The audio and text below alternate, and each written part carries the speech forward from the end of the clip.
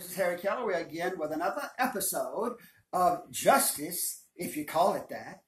So today, what I'd like to first start out with is I want to give you a list of all of the jurors and the alternate juror on the Spalding County court that convicted me of the insurance fraud.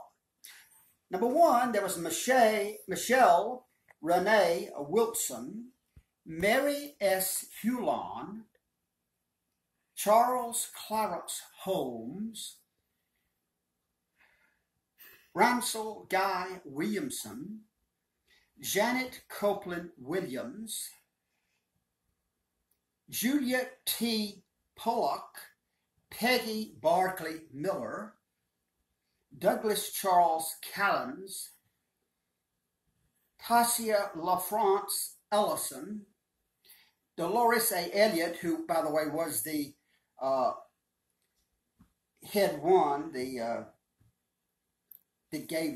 signed the order when they found me guilty, floor person, Manla G. Pyle, Keith Berlings Bowles, and Richard Dukes, alternate. I'm sorry for murdering the names, but I did the best I could with it. Anyway, back to some of the specifics of the case.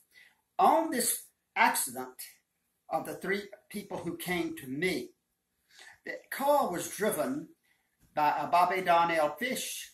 His mother was named Gloria Fish. They lived in Florvilla, Georgia.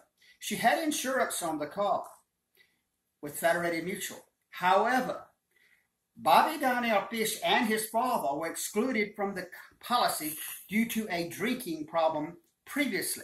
So therefore, at the time of the wreck, there was no insurance on the car.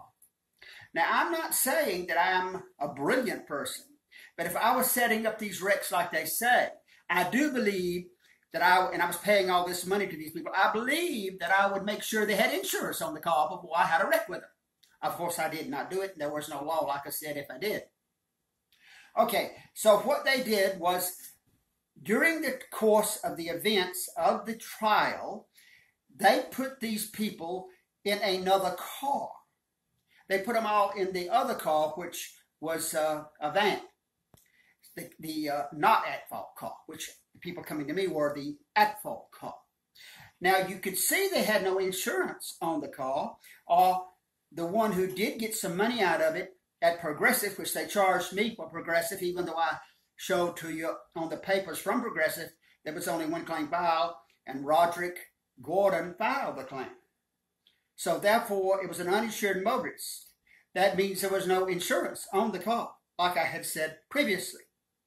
Okay, Judge Pascal English had said, as well as the DA at the time, William McBroom, and as well as my attorney, Lee Sexton, that they did not understand the indictment. They said, the judge said that it's the worst indictment he's ever seen, and it should be sent to the University of Georgia Law School on how not to do an indictment. Well, I took it to the University of Georgia Law School so that they would have a copy of how not to do an indictment. Now, an indictment has to be so simple that the average of people could understand it. However, the judge says he didn't understand it. My lawyer said he didn't understand it. The DA said he didn't understand it, but the trial rolled on. So as the case processed, they had a person from Progressive Insurance Company who was a fraud investigator, and they put him on the stand. His name was David Ford. He made a statement 3 to 4 times that I sent the Progressive Insurance Company bills. However, Progressive Insurance Company, and you can read the papers in the previous post, you can see that I sent them nothing. No claims were ever made. However, they had $3,500 worth of medical bills payments if I had a file. But I didn't file because I never even knew they had.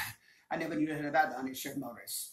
Okay, so the point is that all of this went on. I was convicted still of the insurance fraud, and I will let this be enough for this post, and we'll get back with you with some more stuff a little bit later. And I thank you for listening. I appreciate it.